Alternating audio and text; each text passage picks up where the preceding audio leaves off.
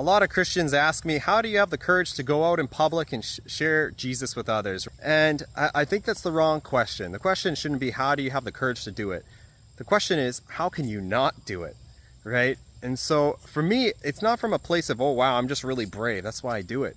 It's because I have compassion for people, right? And it's from Jesus's compassion that he ministered as well. He had compassion for the crowds.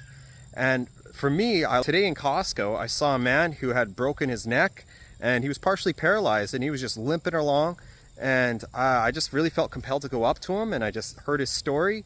And he started sharing how he hasn't been able to provide for his family. He's a welder, and because he got paralyzed a few years ago, he just can't use his hands the way he used to.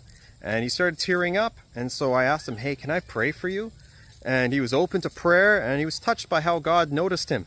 You know what I mean? How it noticed him in the grocery store and highlighted him.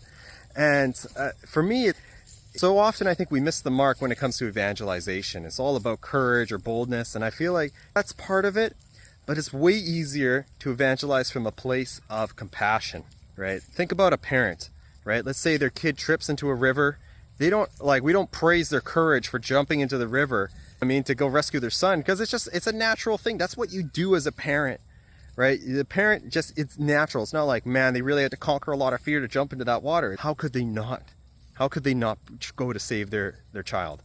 And so in the same way, if we receive the heart of the Father, of God the Father, when we go to evangelize, and that's what people are encounter within us, it's way easier to pursue that way, and it's way more natural, as opposed to kind of forcing it and just being like, man, I know this is awkward, I know this is weird, I'm just going to do it anyway. No, just be normal, be loving, look through the Father's eyes at people and notice their suffering, and then start there. That is a much better way to evangelize the world.